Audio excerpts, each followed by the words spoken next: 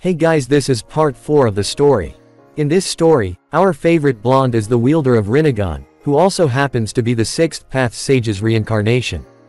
Don't forget to subscribe to the channel, like the video, and share with your friends. Now, let's begin. The next week after everyone returned from their wave mission went without much trouble. The Hokage gave them the week off so they could train and rest and do the occasional D-rank mission. During this week Naruto and Hinata trained with Zabuza in their Kenjutsu and Hinata in Sweeten Ninjutsu. Apart from training with Zabuza they also did their normal training with Kurenai-sensei, but there wasn't much she could teach them. Also Haku started in the hospital learning the basics of medical ninjutsu. She was really skilled in it. Naruto also trained Hinata since she started showing a lightning affinity. With this training she started developing a new taijutsu style that was rather deadly. One small touch and everything was over. This new style could be considered an improvement over her flowing fist. Currently it was around 4 PM and both Naruto and Hinata were resting on the couch locked in a makeout session. Naruto was on top planting kisses all around her neck making her laugh. She decided to return the favor and flipped him making her be on top. She kissed deeply in the lips for a few seconds and left him dazed. Suddenly there was a knock on the door and Naruto pouted that it ruined their alone time. "I swear I'm about to kill whoever knocked," Naruto muttered as he got up and went to the door. "Come on Naru-kun, be nice," Hinata said. "We can always continue after it," she said winking at him. Naruto turned back to look at her with a devious smile that gave her chills. Naruto opened the door and saw an Anbu masked shinobi standing there. "Yes?" Naruto asked. "The Hokage demands your presence in the council room," the Anbu said and grabbed his arm getting ready to take him away. Naruto removed his arm from his grip. "We will be there momentarily," Naruto said in a cold tone glaring at him with his cold blue eyes. The Anbu nodded. Naruto closed the door and turned back to Hinata who was waiting for him. "Sorry Haim, but the council wants me. Wanna come? It's fun," he said smirking. "Sure, let me grab a coat," she replied. She got up, grabbed a coat, and both walked out of the house. When outside they both shunshin to the Hokage's tower. Hokage Tower Council Room Naruto and Hinata arrived at the Hokage Tower and made their way towards the council room. When they arrived there was an Anbu stationed outside of the room guarding it. The Anbu opened the door and they both walked in. The civilian council immediately started glaring at him and he simply discarded it. Hiashi was glaring daggers at Hinata wondering what she was doing here. "What are you doing here Hinata?" Hiashi asked. "Can't I be here for my boyfriend?" she replied, kissing him in the cheek and getting a distasteful look from Hiashi and the civilians. "Disgusting, how can you associate with a Hiashi didn't finish as a kunai launched from Naruto lodged itself in the wall near his head, cutting a few hairs and making the man freeze. "Careful Hiashi-sama, I wouldn't want you to break the Hokage-sama's law," Naruto said smirking. The Hyugas were known for always remaining cool no matter how stressful the situation. Everyone's eyes widened. If he wanted he could have killed him right here and no one even saw him pulling out a kunai. "You dare attack me, I can kill your precious girlfriend here only lifting 2 fingers, Hiashi said in a calm tone. "You could try, but you would hit the floor dead before your fingers were even in the tiger seal," Naruto calmly said. "Is that a threat?" Hiashi asked, narrowing his eyes. "No, just a warning. If you do anything to harm her, well in this case you would call it the Hyuga massacre, except I would only kill the main house since they are all arrogant," Naruto said and everyone gasped and Hiashi simply scowled. He would have his revenge but not now, trying to defuse the situation before he embarrassed himself even more. "How can you have weapons in here? The Anbu outside should have made sure no weapons were allowed in here," Hiashi said. The Hokage only watched the interaction with fascination. Here it was a 14-year-old boy pissing off the council, it amused as hell so he just watched. "See these little things," Naruto said and showed his wrist bands. "In these wrist bands I have a few storage seals for kunai, shurikens and senbons. It's a lot easier than wearing a pouch, besides it's not my fault the Anbu didn't check them, Naruto explained. Besides I don't understand why you prevent weapons in here but you let in shinobi without restricting their chakra. Chakra is the shinobi's ultimate weapon, without it we are nothing more than civilians, Naruto said and everyone pondered. He has a point you know, Shikaku asked rhetorically and Fu nodded. That's not what we called you here for, one of the civilians said. Before we start may I ask what is Sasuke doing here, Naruto asked and everyone stared at him wondering how he managed to sense his chakra. Sasuke stepped out from the shadows smirking. How did you know I was there Dobi, Sasuke asked. Everyone seems to keep forgetting that I'm a censor, Naruto said sighing. Hey old man, so. Naruto didn't get to finish. Show respect to the Hokage brat, Hiashi said. Fine, Hokage-sama I was wondering the reason you called me, Naruto said. That I would like to know as well, the Hokage replied looking at the civilian council who was a bit nervous. We are here so that Naruto-san can teach Uchiha-sama that lightning jutsu you used in your last mission, one of the civilians said and Naruto narrowed his eyes. Sorry, not teaching it. It's an S-rank jutsu of my own creation so it belongs to me and I alone can choose who to teach it to, Naruto said and the civilian side erupted in protest. Naruto simply waited for them to calm down. You should be proud of teaching the Uchiha-sama, the pink banshee yelled. Her name was Sakura and she was Sakura's mother. I don't understand you. Couple weeks ago you bitched about me becoming a shinobi and one of you hired 2 Jonins to assassinate me and now you want me to teach him, Naruto said and the shinobi side froze when they heard they tried to assassinate him. Could you clarify your assassination attempt Naruto-san, Shibi said. Aburame Shibi was Shino's father and the current head of the Aburame clan. The night after the Genin's graduation, one member of the civilian side named Tuno Kanta hired 2 Jonin to kill us. They managed to break into my house during the night and tried to stab us. However I sensed them and we killed one of them while restraining the other and delivered him to the Hokage, Naruto explained. Shibi asked. Hinata is living with me, Naruto explained and Hiashi thought that her daughter couldn't sink any lower. After that the one who hired them was executed for an attack attempt on a leaf shinobi, Naruto explained. Oh and just to warn you if you try again, I already protected my house with a few security seals so if anyone tries to break into it they will have a nasty surprise, Naruto said smirking evilly and giving the civilians shivers. We are getting off topic, we demand you teach the jutsu to Uchiha-sama, Sakura said getting to the point of the meeting. I already said that I won't. It's my creation, for example, Naruto said and turned towards Hiashi. The Kaden technique doesn't require any type of bloodline so anyone could learn it. Why not teach it to the general shinobi, Naruto asked.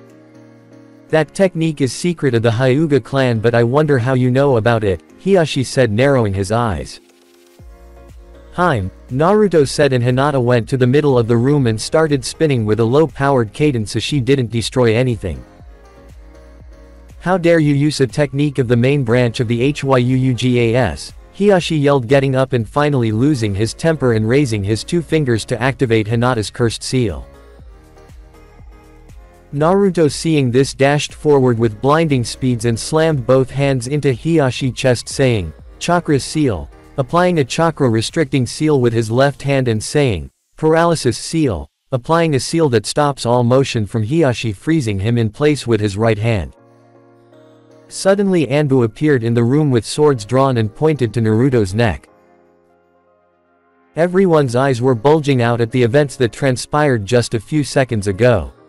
The Hokage was simply enjoying his life. Naruto's speed was phenomenal as his work with seals, only a skilled seal master could apply seals with his hands.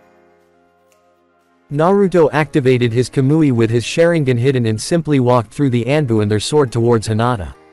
Anbu just watched him lightly walk through them like he was a ghost. I told you council meetings are fun, Naruto said and Hinata giggled while everyone was staring at the pair.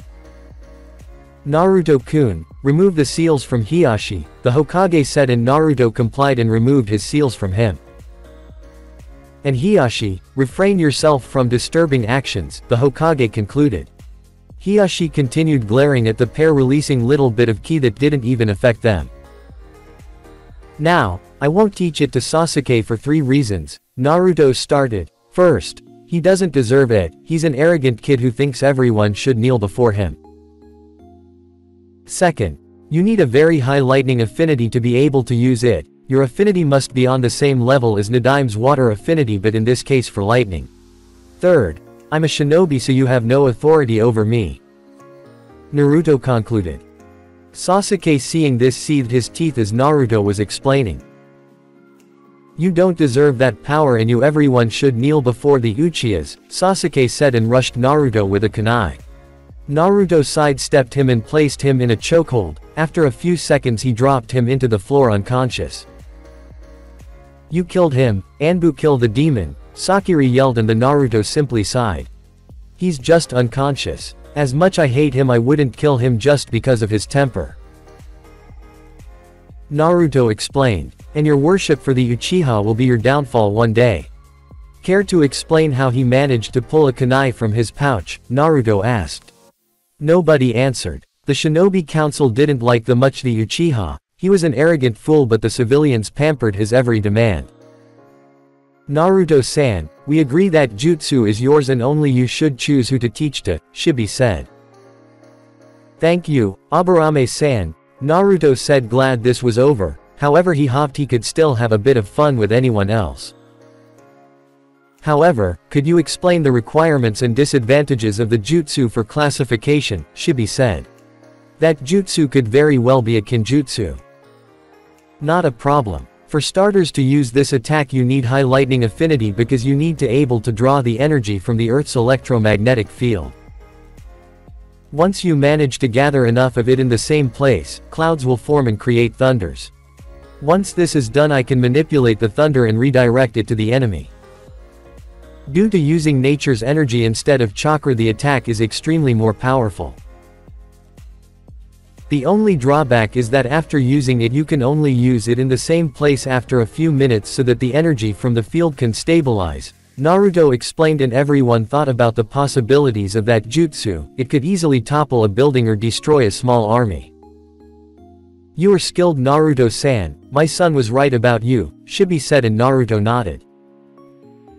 Can we leave? No, Naruto asked, and seeing the Hokage nodding started walking out of the room until they heard one of the civilians whispering, demon, but everyone heard it. For Kami's sake, how the hell can I prove that I'm not the Kyuubi? Naruto asked, but everyone remained silent. Naruto decided to scare the crap out of them and said, oh, I know a way, and everyone perked up. Hey Kyuubi, wake up, Naruto said to Kurama, but out loud so everyone could hear him. Everyone wondered what he was doing, but the civilians were all sweating bullets. What do you want, Kit? Kurama asked. How about we play with them for a bit, just don't kill anyone, Naruto thought, and Kurama smirked. Kage Bunshin no Jutsu, Naruto said, and made a single clone. In the clone, Kurama took control. His eyes became blood red with vertical slits, his whisker marks became more pronounced, and his teeth became fangs. Well, hello, the Kyuubi said in a very dark voice, scaring the crap of everyone in the civilian side. The Hokage already knew about him helping Naruto, but the shinobi side was a bit weary. KK Kyuubi, Sakiri asked. Lord Kyuubi, you pathetic mortal, the Kyuubi said, and Sakiri shrunk into her chair just staring at new transformed Naruto. You hungry? Naruto asked. I could eat, Kyuubi replied. You can start with the pink banshee, Naruto said, and Sakiri started shaking and fainted. Naruto, seeing this, sweat dropped. She fainted, pick another, he said. Oh, just forget it, I'll eat them all, Kyuubi said, and using a discreet henge transformed into a medium-sized fox with 9 tails and orange fur. He calmly walked towards the civilian side. The rest simply watched as one by one everyone in the civilian side fainted and remained there in the ground drooling. That was fun, the Kyuubi said, making Naruto and Hinata laugh while everyone just sweat dropped. We are leaving, see you tomorrow Gigi, Naruto said and walked out of the room. I like his style, Sume said. She was the head of the Inuzuka clan and Kiba's mother. Sniff sniff, what's that smell, she asked. I think I know. Sigh, who the hell is carrying them home? The Hokage asked, and in a flash the whole shinobi side vanished. Did Minato teach them the Hirishin? The Hokage wondered and thought. # with our favorite couple ##. I told you, council meetings are fun, Naruto said chuckling. How are you feeling? You didn't see your father since he expelled you, Naruto said. Quote. I'm fine. He no longer means anything to me, he was never really a father. I think I never got to love him, she sadly said. Besides, I have you now and that is all I need, she said, kissing him in the cheek and wrapping herself around his arm, resting her head on his shoulder. Shall we continue what we were doing? Naruto asked, remembering what they were doing before they left. Are you sure? Hinata whispered in a teasing voice. Naruto picked her up bridal style and shunshined home. # few days later ##. Team 8 was en route to the Hokage Tower to get a new mission. Their week off was over and now they were ready for real missions. No more of those dreary D-ranks missions. During the remaining of the week, Naruto learned a few lightning jutsus from Kakashi. Naruto was walking towards Team 7 training grounds since he set a training session with Kakashi. Naruto waited a few minutes, but then he remembered Kakashi's nasty habit of arriving late to any appointment. Naruto extended his senses and found Kakashi a few hundred meters away. He walked towards him and found him staring at the memorial stone. Naruto approached him, but Kakashi didn't even notice him since he was deep in thought. So, Naruto said, startling Kakashi, this is where you spend your time? Naruto continued in a low tone, seeing the names of his parents in the stone. The memorial stone is a monument in Konoha where are written all the names of shinobi killed in action, a reminder of their sacrifice to protect their home. Neither of them said anything during a few minutes until Naruto spoke. You shouldn't dwell in the past. I know, but I can't forget my past actions. If I wasn't so arrogant back then, he would still be alive. Kakashi said, I'm the last of my genin team. My best friend, Obito, died to save me. Rin sacrificed herself forcing me to kill her, and Sensei died defeating the Kyuubi. In his dying moments I promised Obito I would take care of Rin and I failed, Kakashi said, almost breaking. You can't protect everyone, even I know that. The only thing we can do is try our hardest. Like you, I would do anything to protect those who I care about, but we can't be there for everyone, Naruto said. I just feel it's my fault, Kakashi said. You tried your best, no one could ask for more. It's time to let go, Naruto said, placing his hand on his shoulder and slowly turning away to leave. It would be best to leave him be after their talk. Maybe he's right, I've dwelled in the past long enough, Kakashi thought, looking one final time at the stone. I promise Sensei I'll do my best to protect and guide your son, he thought, smiling, and turned away from it, going towards Naruto. Wait Naruto, I believed we had a training session, Kakashi yelled, making Naruto stop and turn towards him. Maybe my talk did some good, Naruto thought. Let's get this started, I'll be teaching you a few lightning jutsus, I've got plenty, Kakashi said, lifting his headband and showing his Sharingan.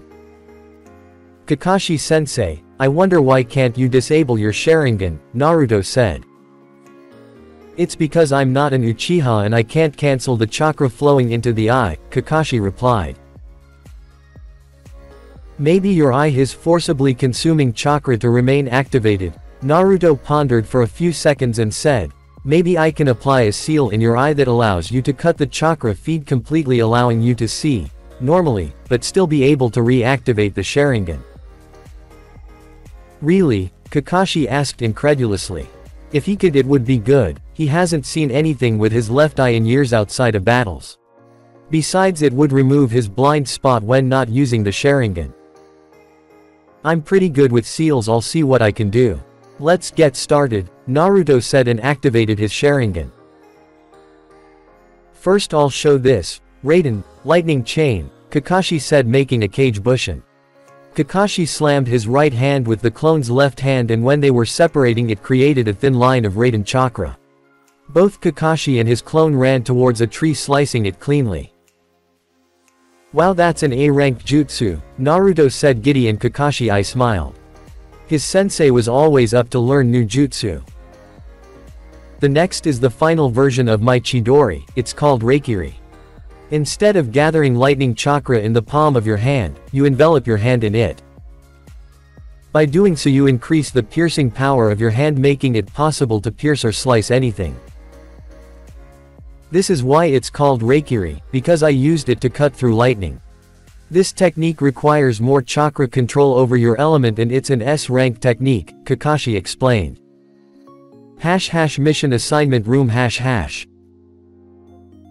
They arrived at the mission room and saw the traditional setup. The Hokage in the center of the table with Iruka to his left.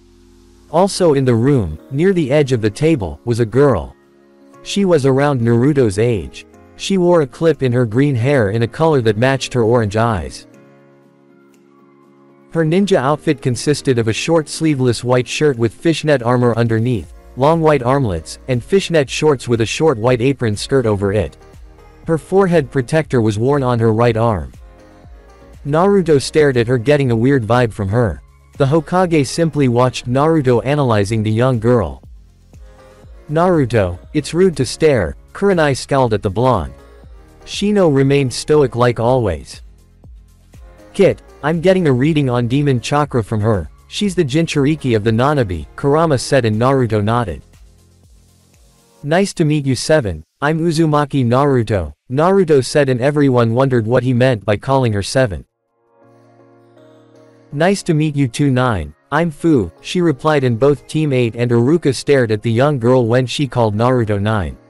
Seeing that Naruto called her 7, that could only mean she was also a Jinchuriki. Who would figure? So old man, I guess the mission involves Fu, Naruto asked, and the Hokage chuckled. Quote, the mission I have for you is AB rank because of its importance rather than danger. The Hokage started, the mission is to go to Hidden Village in the waterfall and negotiate trading agreements. Fu here, will accompany you to the village since it's hard to find, the Hokage concluded. The Hokage picked up the scroll and threw it at Kurenai and said, in there are the mission details. Naruto narrowed his eyes and asked, you set this up, didn't you? I thought you would like to meet another Jinchuriki like you, the old man replied. I appreciate it, Naruto said, and turned to Fu, so let's head out, I want to see your village, Naruto said. Before we part ways, prepare for a 1-week mission. Gather at the West Gate in 1 hour, Kurenai said, and everyone left the room. # West Gate 1 hour later #. About 1 hour later everyone stood ready at the gate. After they signed their release forms they left the village, traveling at shinobi pace towards Fu's village. Their travel was uneventful. They were attacked by a few low-level thugs, nothing they couldn't handle. So Fu, what's like your village? Naruto asked, and Fu got a bit hesitant. The only thing I can say is that it's beautiful, Fu replied. The thing I love most is that it has the most beautiful sunsets, she explained, and Naruto nodded.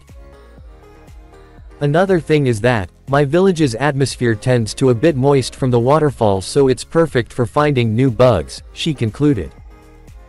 Bugs? Shino asked, raising an eyebrow. Oh, that's right. You're from the Aburame clan that specializes in bugs, right? She asked, and Shino nodded. One side effect of me being the Jinchuriki of the Nanabi is that I can communicate with bugs and use them as a weapon, she explained. By the way, how is the Nanabi? Naruto asked.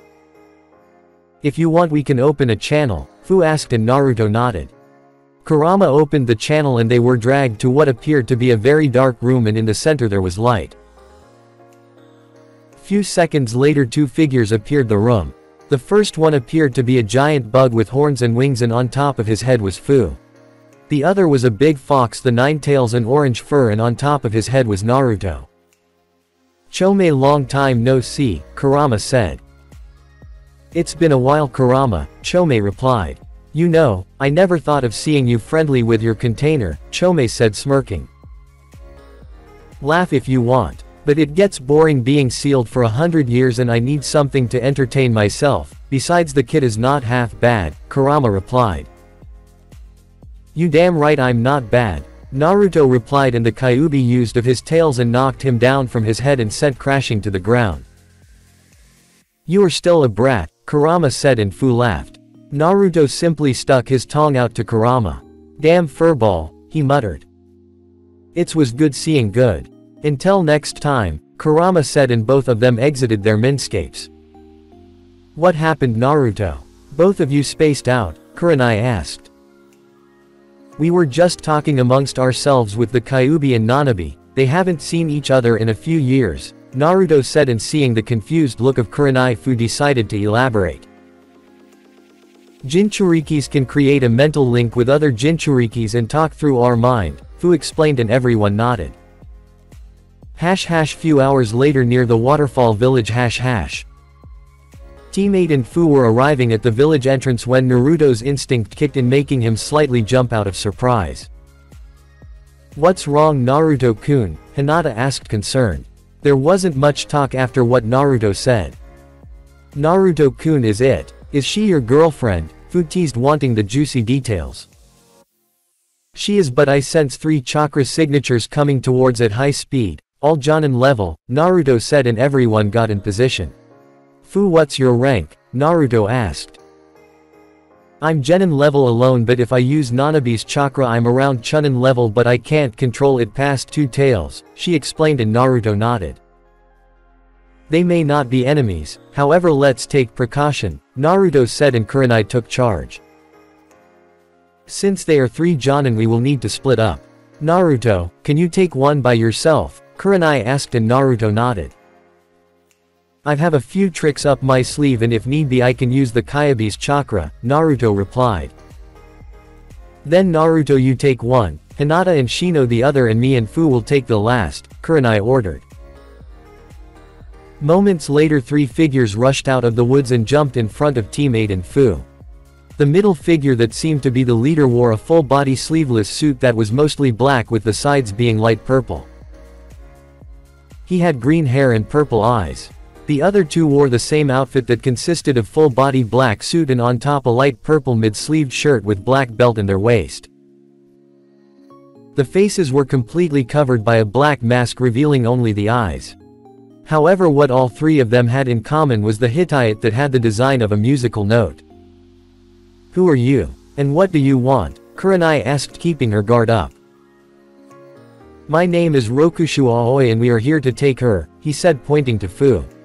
As he said that, everyone took a defensive formation around her. Rokushu Aoi, you are a new Kenin from the Leaf Village, Kurenai said. What do you want from me? And I don't recognize your Hittite symbol, Fu asked. We are from the Hidden Sound Village and we want you because you are the guardian of the Au no Mizu, Aoi said, getting ready to take by force if need be. Hero Water? Naruto asked. Fu was a bit reluctant but decided to tell them since they would most likely help her.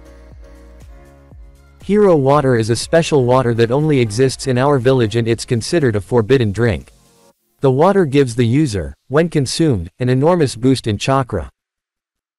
The water multiplies by 10-fold the user's chakra output, however it shortens their lifespan. Our ancestor used it to defend our village when needed. And the reason they want me is because I'm the guardian of the fountain, Fu explained, and teammate eyes widened. Multiplying chakra output by 10-fold is some power. But no power comes without cost. Well, you aren't getting Fu, Naruto said and took step forward. A brave little genin are you, smirked Aoi and withdrew his sword. Naruto's eye widened when he saw the sword. That's the Raijin no Ken, Naruto said, and Kurenai wondered how could the Nadime's sword end up in Oto possession. Enough of this, if you don't surrender the girl we will take her by force, Aoi said. We are not letting her go, so that means we fight. Kurenai-sensei, I will take Aoi because of the sword, my affinity should do well against him, Naruto said. He channeled chakra to his storage seal and in a poof of smoke stood in his right his Chikuto. He channeled Raiden chakra through it and it began to sparkle with a light blue aura around it. Naruto vs Aoi. The group split apart until it remained only Aoi and Naruto. They both eyed each other before anyone made any move. You have a lot of nerve to face me in battle. With this sword I'm invincible, Aoi said smirking. Naruto shook his head and said, you are too overconfident. No shinobi is invincible, there will always be some weakness or mistake we will make. Aoi dashed forward intending to kill the annoying blonde. He brought his sword down with vertical slash trying to kill him in one swift motion. However, Naruto blocked the Raijin with his own sword and both fought for dominance, leading to a standstill. How can that be? How can you block this sword like that? Aoi asked, getting annoyed. His sword was supposed to be the most powerful sword in existence. Like I said, no one is undefeatable and that sword isn't all powerful. My sword is made of chakra metal and I have a very high affinity towards lightning, making my sword almost on par with yours, Naruto explained, smirking and pissing Aoi off. Senbon shower, Aoi said and picked his umbrella and threw it at the air. The umbrella started spinning and launched massive amounts of senbons towards Naruto. Naruto saw no way to dodge them all and went through a few hand seals. Doden, Doryuaheki, Naruto said, and an earth rose from the ground blocking the senbon. You are not bad for a genin, Aoi said. Genin only in name, Naruto said, smiling and going through more hand seals. Kaden, Gukaku no Jutsu, Naruto said and sent a fireball towards Aoi. He simply brought his sword up and in a downward slash he cut through the fireball, making it disappear.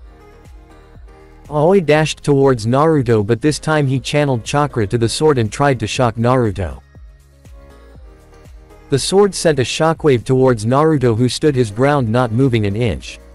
Aoi laughed thinking he got Naruto, but quickly quieted down when he saw Naruto getting shocked but standing there as if nothing was happening. How can stand there? Aoi asked. I told I have a very high lightning affinity. By coating my external body with chakra, any lightning attack I received is ineffective. Basically anything shorter than S-rank jutsu or other extremely well concentrated, I'm immune to lightning attacks. That's the reason why I decided to fight you, Naruto explained, and Aoi seethed his teeth. It doesn't matter, I'm going to kill you anyway, Aoi said and once again tried to slash Naruto, but he blocked again and jumped back. Let's see what you can do without your precious sword, Naruto said and activated his Ms. It would be the first time using the long range of this. Kamui, Naruto said and focused on the sword. Moments later appeared what seemed to be a small rift, sucking the sword into it and closing. Aoi only watched as the sword got literally sucked out of his hands. Bastard, where did you send the sword to? Aoi asked, getting seriously pissed by him. I took the sword and intend to take it back to Konoha to where it belongs, Naruto explained. It's time to end this, I need to go see how the rest of my team is doing. Naruto dashed forward and as he expected, Aoi couldn't do much without his sword. Aoi followed the path that most Kekkei Genkai users do, they focused merely on that and think that they are invincible. Naruto brought his sword to a vertical slash, making Aoi block with a kunai and jump to the right. Kage Shuriken no Jutsu, Naruto said and sent 5 shurikens that multiplied to 100. Aoi brought his umbrella up and blocked them all. Aoi ran towards him and before Naruto could realize, he was stabbed in the back with a kunai. Aoi smirked until Naruto dispelled in a blue light, sending a rush of Raiden chakra through Aoi, shocking him. Aoi was left lightly twitching as he looked for Naruto. Aoi barely dodged Naruto's hand as it rose from the ground and tried to catch him. Sweetened Tepudama, Aoi and sent a few bullets towards Naruto, who got hit with 3 of them, 2 in the chest and 1 in the leg, leaving him in the ground clutching in pain. Aoi approached Naruto, getting ready to finish him with a kunai.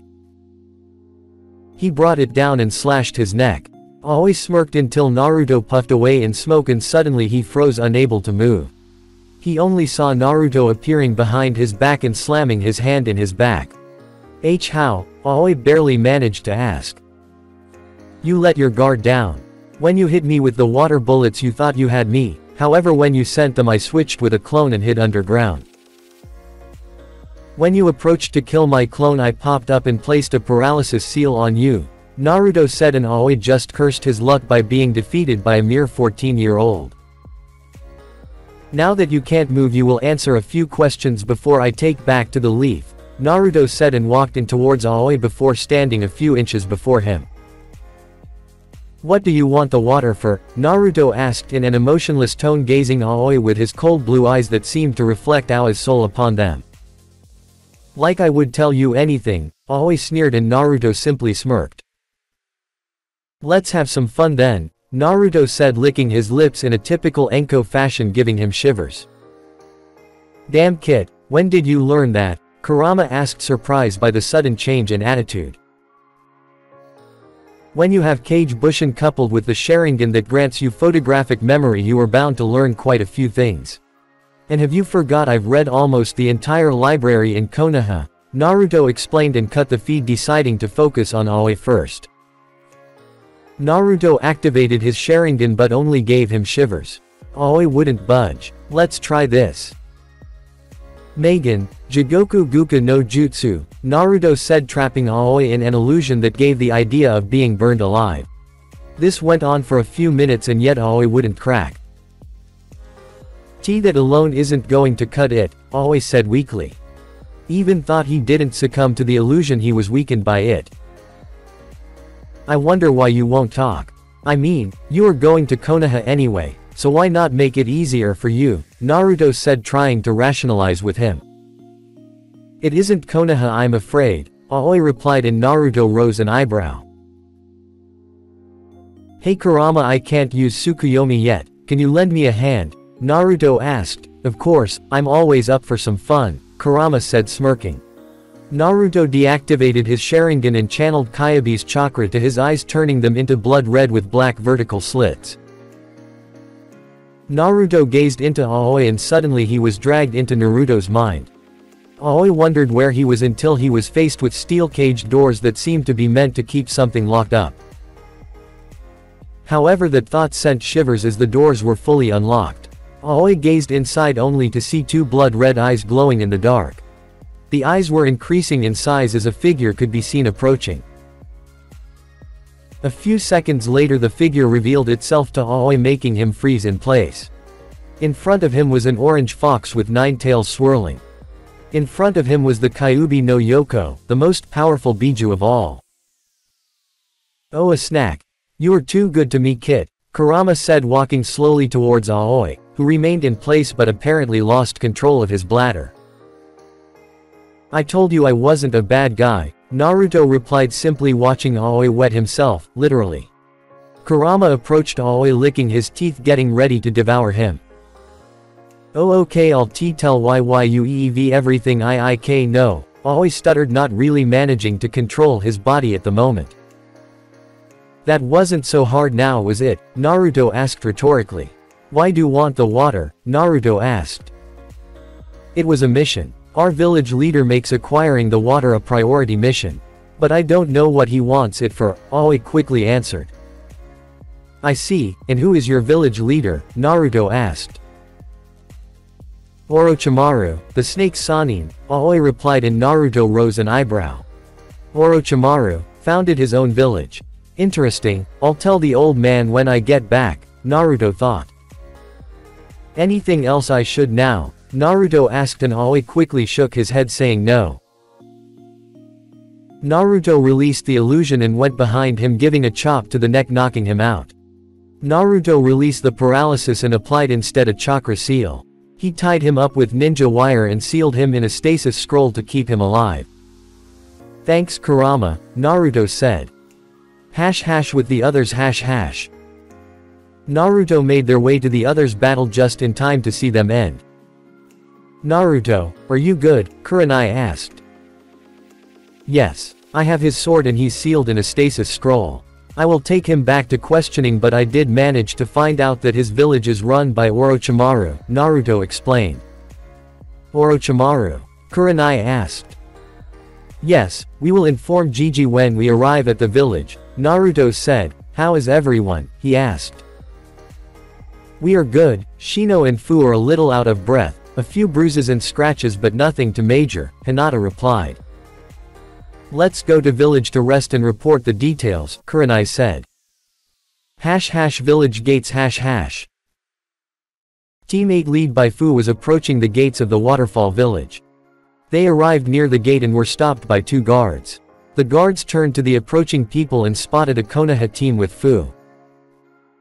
So, you are back already, one of the guards asked to Fu, clearly despising her. She frowned but nodded. Teammate caught this and weren't happy, primarily Naruto. My name is Yuhi Kurenai, I'm here with my team, Aburame Shino, Hyuga Hinata and Uzumaki Naruto for negotiations, Kurenai said, handing them the scroll with the Hokage's stamp. Welcome to the Waterfall village, the same guard said and allowed them passage. They were walking towards the village's center where the village leader lived. Teammate seemed to notice that Fu was getting the same hateful glares and the casual insults as Naruto did in Konoha. It seems that you two aren't liked here, Naruto stated sadly. It's the fate of all Jinchuriki, we are all treated badly, but even then there are some people that see us for us and not the beast, Fu explained. I don't understand why people can't see the difference between a scroll and a kunai. You are humans just like the rest of us, Hinata said. Naruto chuckled, but this laugh was filled with irony and got confused looks from everyone. Jinchuriki, the power of human sacrifice, Naruto started getting the attention of everyone. I've thought a lot about this, and the more I think the more I realize that we aren't humans, Naruto said, getting gasp from everyone. Even the Kyuubi and the Nanabi were listening. Naruto got into thinking pose before continuing. The moment the Biju are sealed into a human being, either it is a newborn or adult, we are bound with him until the end of our lives, since if you remove the Biju from the host he dies, Naruto said and got gasps from everyone. It is a strange thing, the Biju and their host. We do not need them and yet we cannot live without them. The moment they are trapped in us they become part of us, Naruto said, and everyone stopped walking and just stood there listening to the blonde. If we combine forces we are unstoppable, and yet a piece of paper with ink can cripple us, making us strong yet fragile. Once we are bonded, each of the host gains special abilities that neither someone with Kekkei Genkei can achieve. Our chakra starts changing to adapt the Biju demon chakra, making it stronger than other humans. So you see, I'm not the beast but I'm not the same human I was born, Naruto concluded, and no one said anything. Everyone just started walking and thinking about what the blonde had said. Is it true? Fu thought. The kid is right, you know. The moment we bond you become something else, because you aren't me but you become different from the others. But even I don't know what, Chome said. Kid, I thought you were a brat, Kurama said, chuckling. To think you could come up with something like this, Kurama said, but Naruto only nodded and didn't say anything. Everyone just continued their path thinking about what the blonde said. Waterfall Tower They arrived at the center of the village and stopped in front of what was supposed to be the Waterfall Tower. They could see stairs going around the tree, and the tree itself was the building. They made their way up the tower and stopped facing two red doors that, according to Fu, lead to Shibuki's office, the village leader. They knocked and heard someone say, "Enter." Teammate and Fu quickly complied and opened the doors and found themselves in a small, modest-looking office. There was a shelf with books, a small couch, a few pictures, and in the back was a desk with Shibuki behind working. Shibuki has black eyes and has long, dark brown hair. He also wears a forehead protector symbolizing his shinobi status. He had gray pants, a green shirt, and ninja sandals. "Oh Fu-chan, welcome back," Shibuki said, smiling. Apparently he was one of the people Fu said that treated her well. "Hi, mission accomplished Shibuki-sama," Fu replied and stepped out of the way so Team 8 could present themselves. "Thank you for having us, Shibuki-sama." Kurenai started bowing. "My name is Yuhi Kurenai and this is my team, Aburame Shino, Hyuga Hinata and Uzumaki Naruto," she concluded, and everyone bowed in respect. Not at all, I trust the travel went well, Shibuki asked and caught the slightly hesitation in Konoha's team. What happened? He asked. We were attacked by Konoha Nuken and Rokushu Aoi with 2 other Jonins. Apparently they were from a new hidden village that was founded recently in the rice country. They were after me and their objective was stealing the hero water. Fortunately we managed to win. Aoi was captured, both Jonin were killed, Fu explained, and Shibuki brought his hand to his chin and stood there processing the information. Did you find out why they wanted it? Shibuki asked. I interrogated their leader Aoi, and apparently their village is called the Hidden Sound Village and their leader is Konoha's Nuken and Orochimaru the Snake Sanin. Naruto stepped forward and explained. This is troubling news, Shibuki started. The water is very dangerous, even more in the hands of Orochimaru. I'll increase security in the borders and in the fountain to make sure, he finished. We will take Aoi for interrogation back in Konoha and we will send you the information we find, Kurenai said. Thank you, I appreciate it, Shibuki replied. Now, Kurenai-san, shall we discuss the trading agreements? He asked and Kurenai nodded. Fu, accompany them to the hotel until we finish our talks, Shibuki said. Everyone bowed and left the room. Around the village You were right, this village is amazing, Naruto said as they were walking towards the hotel. The village had a very naturalistic tone to it. There were trees, grass and other plants everywhere, even the terrain was earth itself. Yes, and it seems to have many different bug species around, Shino said, observing the village trying to find out the different bugs around. Is that all you think about? Bugs? Naruto asked, getting a bit creeped out. You do realize that bugs are my weapons, Shino said in his usual stoic voice. You know Naruto, Fu began, since you never used bugs, you don't realize how helpful they are. They are excellent for spying, they can steal chakra from the enemies, poison them or remove poison in you and many other things, Fu explained. I guess is true, however for information gathering I have my Kage Bushin and for poison the Kyuubi takes care of that, Naruto said and noticed that Shino was talking to Fu about bugs. I guess those two won't shut up about bugs too soon. It's getting late and it's nice weather, how about we go see this amazing sunset, Naruto asked. Who would have thought you were so romantic, Hinata asked rhetorically, kissing him and dragging him along. And that they did. They managed to find a tall tree. They climbed it and sat on the very top overlooking the darkening sky and light of the village. She's right, it's beautiful, Hinata said as she looked at the sky. The sun was going down, just dimly sending light to the earth. The few clouds that existed seemed that they were on fire. Hinata was smuggled into Naruto's chest, leaning her head on his shoulder. His arms were wrapped around her in a protective manner. You know, these are the moments I treasure most, Naruto said, embracing Hinata tighter into him as if he let go she would slip away. When you are with me, he said, caressing her silky hair. I wouldn't trade it for anything. I've never been happier than I am right now, with you, she said. Having you here with me, makes me forget everything else, I don't even care that my father left me. They couldn't be called family. If it meant being with you I would have left well before, she said, turning around facing him and staring at his deep blue eyes and his hair that seemed to dimly glow. I don't care about the rest of the world. You were the first person that ever showed me real love, Naruto said, and I will treasure you and protect you forever, he said, making her smile. Her dark blue hair flowed in the wind and seemed to shine as the moon made its way up to the sky. I love you, Naruto, she said. I love you too, Hinata, Naruto replied and leaned forward, wrapping his arms around her and pulling her closer. Their lips met with a deep, passionate kiss. It wasn't long, but it didn't matter.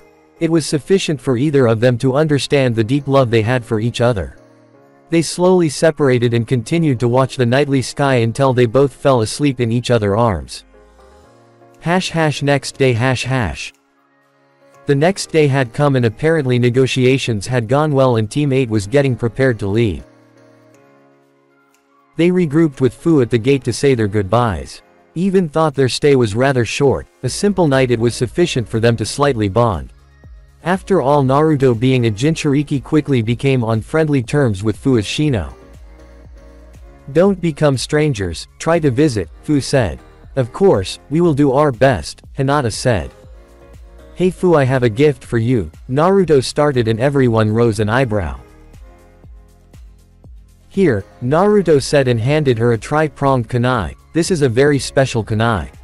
If you need help or just want to talk, throw it at the ground and I'll be there in a flash, Naruto explained smiling. Fu gladly accepted the gift, as there weren't many people that were good to her. Thank you, Fu said and watched them leave and fade away with the distance. With Team 8 A few hours had gone by and Kurenai couldn't contain their curiosity anymore. Naruto, I have a question, Kurenai said. Shoot, Naruto answered. He already suspected where this was going. That kunai you gave Fu. That wasn't a normal kunai, Kurenai said, practically asking for an explanation. That kunai contains the Shiki formula for the Hirishin no Jutsu, Naruto explained, not revealing too much information just to see the reaction of his sensei. The Hirishin no Jutsu, but that was the Yan Yondime's technique, Kurenai stuttered, stopping and staring at Naruto. Looks like you figure it out, Naruto said. I can use it because it's my legacy, Minato Namikaze was my father, Naruto explained, and even Shino was surprised, finally forgetting his stoic face with one of shock. How is that possible? Kurenai asked. What do you mean? Naruto started. Didn't your mother give you the talk? Naruto asked, making Hinata and Kurenai blush. Idiot, Kurenai replied, smacking his head. The old man named me Uzumaki after my mother because my father had many enemies, primarily Iwa. I think I'm strong enough to protect myself and everyone I care about, so maybe I'll ask the old man to announce it when I become Chunin, Naruto explained. To think I never realized it, blonde hair and blue eyes. Only the Yondaime had that particular combination, she replied. Don't worry. Even Kakashi-sensei didn't realize, and he was his student, Naruto said. You told Kakashi, Kurenai wondered. Yes, I've been training with him sometimes in the past weeks, Naruto answered. I should have known when you used the Rasengan on Zabuza, she said to herself. The Hirishin no Jutsu was his most powerful technique, she said. My father truly was a genius in every sense of the word, Naruto said, remembering his brief talk when he met his father. But I can't use it on his level yet.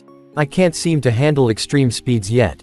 Every time I try multiple jumps I end up crashing into something, Naruto said, and Hinata started laughing as she remembered Naruto crashing into the walls and trees when he tried it. Still, you can use it, Kurenai said. She was starting to piece everything together and was starting to realize that Naruto and Hinata were prodigies.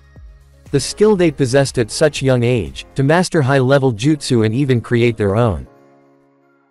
My team is going to rock the Chunin exams, she thought, and I'm betting on them, she thought, laughing to herself. Hokage's office. And that's what happened, Kurenai said.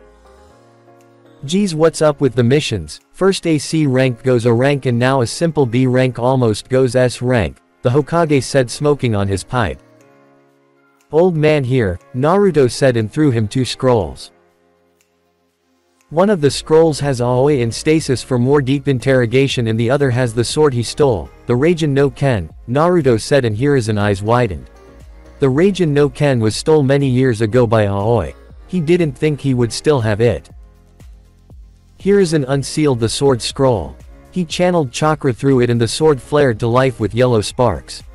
The Hokage stopped the chakra and thought for a moment before throwing it to Naruto again. Naruto caught the sword but looked at the Hokage in confusion. The old man sighed and placed a sound barrier. This would be a long talk. What I'm about to tell you is a secret that only I know, the old man said.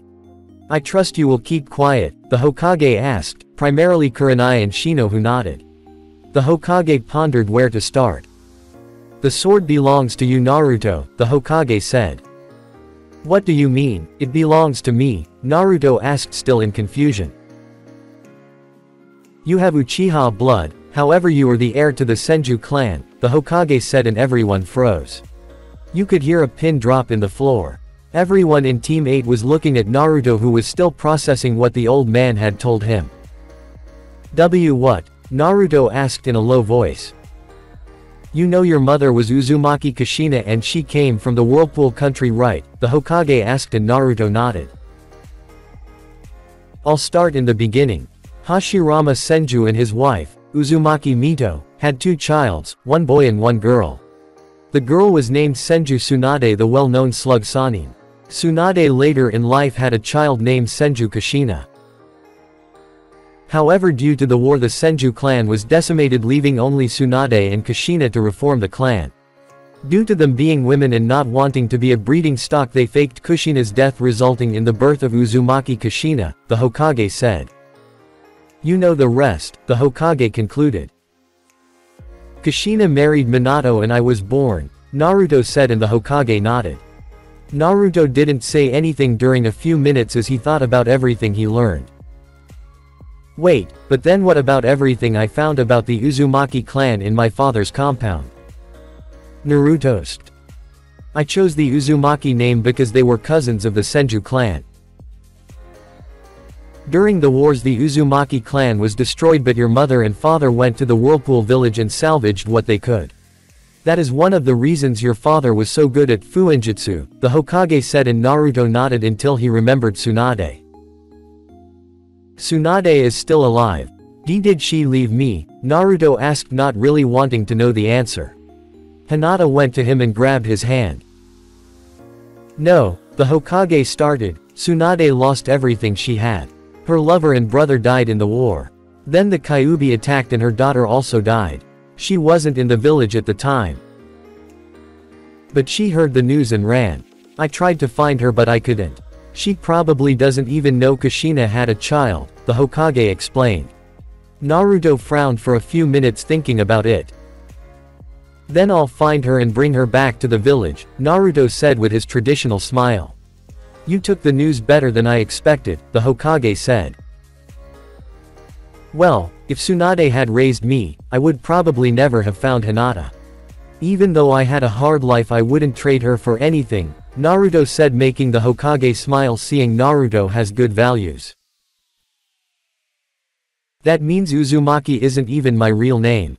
I kinda grew attached to it, Naruto said. Well, when you choose to reveal your heritage, you all be able to pick the name you want for your clan, Senju, Namikaze, or even Uzumaki. However, Uchiha you can't since Sasuke is the heir, the Hokage explained. Like I would want to live with that idiot, Naruto said, laughing, and the Hokage chuckled. So the sword is mine, Naruto started, but what about Tsunade Ba-chan, isn't she the heir? Naruto. The Hokage smiled, seeing Naruto call her Ba-chan. She hasn't been on active duty in more than 10 years. Since you already completed missions, you are currently the heir, the Hokage explained, and Naruto nodded. Naruto channeled chakra to the sword, but the strangest thing happened. Instead of the usual yellow sparks, the sword flared, but with a bright blue color. The sword was sparkling with a lot more power than the 2 times he saw it. What the hell? Naruto said out loud. Why is it blue? Naruto asked. The Hokage went into professor mode and quickly came up with a theory. Didn't you say that you had high affinity towards lightning? The Hokage asked, and Naruto nodded. Because of your high affinity, the sword probably reacted stronger to your chakra, probably making it more powerful, the Hokage explained. Guess I'm trading up my metal sword, Naruto said, chuckling, and deactivated it. Suddenly Naruto stiffened and he remembered something. Hiruzen raised an eyebrow, silently asking what happened. I'm just thinking of what the council will say when they find out I belong to the 2 most powerful clans in the world, Naruto said, smirking. It's going to be so much fun, he said, and everyone's sweat dropped. The Hokage simply laughed. The old man hated council meetings, but apparently young Naruto seemed to enjoy them. It was another simple day in Konoha. The sun was rising to new warm day in the Leaf Village. The villagers were starting their own business and the other shinobi were preparing for their daily lives. Currently we find Naruto and Hinata in training ground 8 sparring with Haku and Zabuza. Since Naruto got his sword, the Raijin no Ken, he asked Zabuza for tips so he could rely on Kenjutsu in a real battle.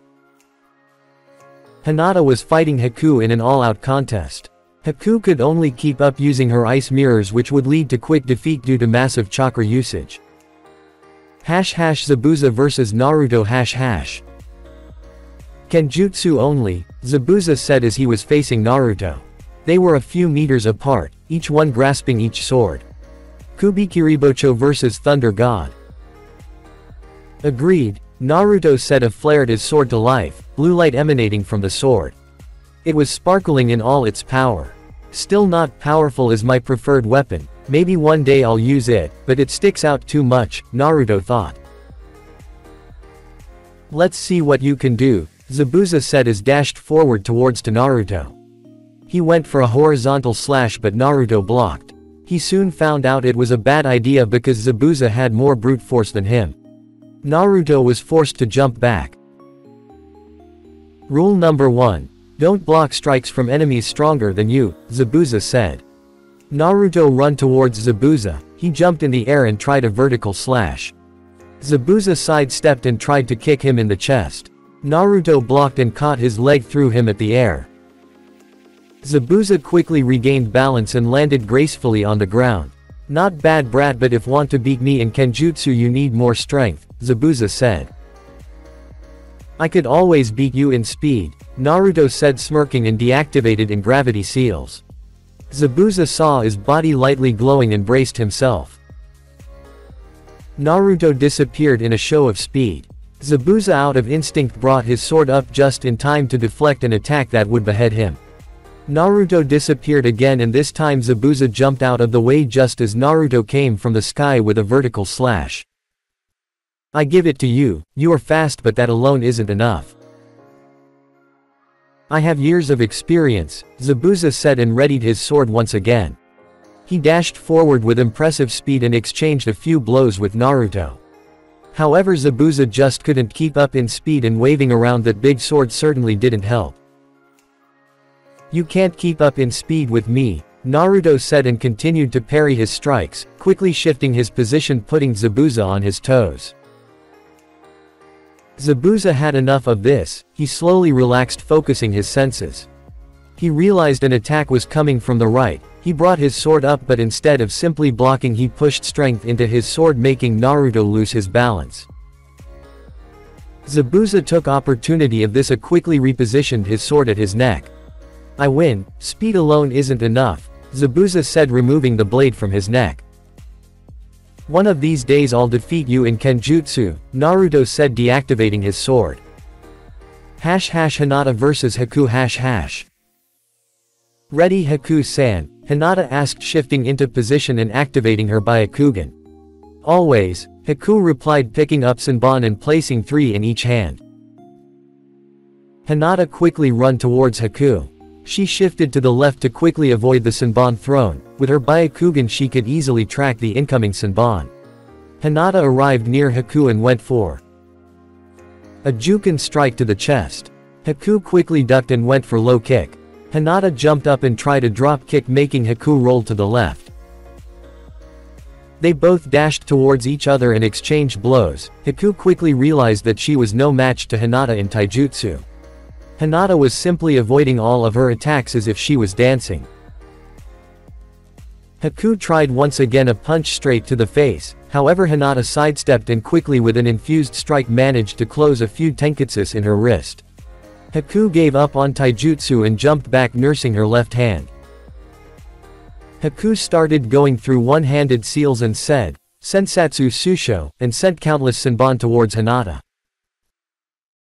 Hinata said, Kaden, and started spinning in a blue dome of chakra completely blocking of the Senbons. Haku took the time and forced chakra towards her tenketsus to painfully open them. Hinata was primarily a water user since it was her first affinity she trained. Since there wasn't a nearby lake, she decided to change the terrain to her advantage. She quickly went through a few hand seals and shouted, "Suiten, Sushoha," and pumped her chest full of water, expelling it through her mouth. In a few seconds the training ground was filled with water. That might have been a bad move, Hinata-san. With this much water it's much easier for me to use my ice release, Haku said, but Hinata continued to stare at her, getting ready for her next move. Ice release, flying ice shards, Haku said, and like Hinata she started spinning, however she wasn't blocking anything. Haku was spinning and water was rising up around her. Suddenly the water around her started freezing and from it came thousands upon thousands of ice shards. I can't hold up my Kaden long enough to block all of those, Hinata thought, and started going through hand seals. She stopped and said, "Suiten, Sujinheki." Water rose from the ground and wrapped around her, blocking all the ice shards. However, Haku continued to send and Hinata had to do something. I got it, Hinata thought. I hope this works, I haven't completely mastered it. Hinata kept inside the water dome as the shards continued coming. She concentrated and suddenly released a vast amount of lightning chakra that radiated from her body and spread through the water, effectively shocking Haku. That was surprising, I didn't know you could use lightning element, Haku said, lightly twitching. Just discovered it a few weeks ago, Hinata said as she released her protective dome and said, "Suiten, Suiryuden no Jutsu," and a big dragon rose from the ground and rushed Haku. Haku barely managed to create an ice dome around her to shield her from the attack. Haku released her jutsu and looked around trying to find Hinata. Suddenly behind Haku, Hinata rose from the water, kunai at hand, trying to kill her. Haku sensed her and was faster than her and, creating an ice blade around her arm, quickly slashed Hinata, making her dispel in a splash of water. Mizu Bushin, Haku said, surprised, and suddenly felt cold steel at her throat. She realized that Mizu Bushin was only a distraction. Looks like I win, Hinata said with a small smile. I look forward to next time, Haku said, sitting on the ground slightly out of breath. You okay? Hinata asked, concerned with her. Yes, I'm low on chakra. What about you? Haku asked, surprised that Hinata wasn't even winded and she used a couple of high chakra demanding jutsu, and that defensive dome is killer on anyone's reserves. When you train for years with a stamina freak and chakra monster, you tend to increase your on reserves if you want to keep up, Hinata said, chuckling, and Haku simply looked smiling. Haku was happy since she came to the Leaf. She had a simple and peaceful life. No more crappy beds and constantly having to watch out for hunters. Training ground 8 #. Kurenai and Shino were approaching their team's training ground when they saw all the commotion. Kurenai and Shino had their jaw on the ground when they saw Naruto hold in own against Zabuza, one the 7th swordsman of the mist, and even Hinata using high-ranking water jutsu. I might have to increase my training if I want to have something to teach them, Kurenai said, and Shino only nodded. They really grew into fine young shinobi. Naruto, Hinata, Kurenai said, getting their attention. Zabuza-sensei, see you tomorrow and thank you, Naruto said, and Zabuza simply nodded. Hey Haku, want to stick around? Hinata asked. Sorry, my shift in the hospital starts in a few minutes and later I have my own team meeting, Haku said, and Hinata nodded, and both Zabuza and Haku left the training ground. So Kurenai-sensei, what are we doing today? Naruto asked. Kurenai placed her hand in her pockets and took 3 pieces of paper and gave one to each. These are the inscription papers for the Chunin exams. I nominated you 3, so if want to participate, be at the academy in a week, Kurenai explained. The Hokage was in his office and in front of him were all of Konoha's Jonin senseis and a few other shinobi. I called you all here for a reason, the Hokage said. Since the majority were Jonin senseis, many of them already suspected the meaning of this. Is it time already? Kakashi asked, and the Hokage nodded. Yes, tomorrow I will formally announce that this year we are hosting the Chunin exams, the Hokage explained. Now, either of you want to nominate teams for the exams? The Hokage asked, and Kakashi, Kurenai, Asuma and Guy stepped forward. Hitaki Kakashi, Jonin-sensei of Team 7 nominate Uchiha Sasuke, Inuzuka Kiba and Haruno Sakura for the exams, Kakashi said. Yuhi Kurenai, Jonin-sensei of Team 8 nominate Uzumaki Naruto, Hyuga Hinata and Aburame Shino for the exams, Kurenai said.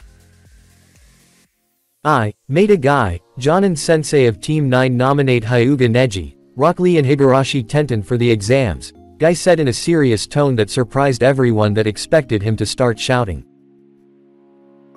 Sarutobi Asuma, Jonin-sensei of Team 10 nominate Nara Shikamaru, Yamanaka Ino and Akamichi Choji for the exams. Asuma finished and everyone started whispering about all the rookies being nominated.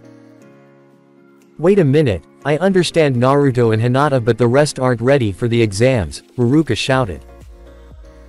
Wait. You say that they are unprepared except the dead last and the shy princess, Asuma said laughing. Hey Asuma, how about a small bet? Kurenai asked inwardly smirking. What kind of bet? Asuma replied. The team that has more members promoted wins, Kurenai said. What about the odds? Asuma said. How about this, if I win you can't smoke for a month, Kurenai said and Asuma chuckled. Fine, but if I win I get to take you out on a date, Asuma said and Kurenai slightly blushed. Now how about a few spars with me to see what you learned? I already saw you against Zabuza and Haku but more training is never bad, Kurenai said and only after she said that she began wondering if it was a good idea. Okay Kurenai-sensei, you are against me, Naruto said and Kurenai gulped. Naruto was a chakra monster and his taijutsu was pretty good. She would have to rely on her genjutsu and hope it was enough. How wrong she was. Can I go all out? Naruto asked and Kurenai was wondering if she was leaving this alive. Sure, as long as I live, she said and Naruto chuckled. Get ready Kurenai-sensei, Naruto said and dashed forward at blinding speed and crashed into Kurenai who didn't expect him to be that fast. They tumbled across the ground until they stopped. Damn sorry Kurenai-sensei, I forgot I disabled my gravity seals, Naruto said chuckling and helped Kurenai up who was still dazed from the impact. You should consider that a taijutsu move, Kurenai said nursing her head. She felt she was hit with concrete. Here I go, Naruto said, Kaden, Gukaku no Jutsu, and sent a fireball towards Kurenai. She jumped out of the way and flashed through hand seals and started vanishing in the air. Naruto saw this and activated his Sharingan. Behind Naruto a tree sprouted and wrapped around him. Kurenai quickly appeared in the tree with a kunai getting ready to stab Naruto. However, Naruto performed the genjutsu counter using his Sharingan and the illusion was switched, making Naruto in the tree getting ready to kill Kurenai. Kurenai saw this and bit her lip to quickly break the illusion. The illusion broke and she ducked just in time to avoid a horizontal slash with the Thunder God sword. Naruto saw her ducking, he quickly adjusted and planted a powerful quick in her chest. She was able to block it but the force was enough to send her tumbling through the ground. Kurenai recovered and threw a couple of shurikens towards Naruto. Naruto had his Sharingan activated and saw that a few of them had no chakra and realized it was an illusion and quickly dispelled it. Kurenai-sensei genjutsu, it's useless against me, even the most powerful one is meaningless, Naruto said. Naruto, just because you have the Sharingan it doesn't mean you are immune to them, Kurenai scowled. It's not because of the Sharingan, since I am in good terms with the Kyuubi, he can disrupt my chakra from the inside dispelling any illusion, Naruto explained and Kurenai cursed her luck, there was no way she would win now, she would have to catch him by surprise. They both eyed each other waiting for the other to make their first move. Neither of them wanted to make the first wrong move.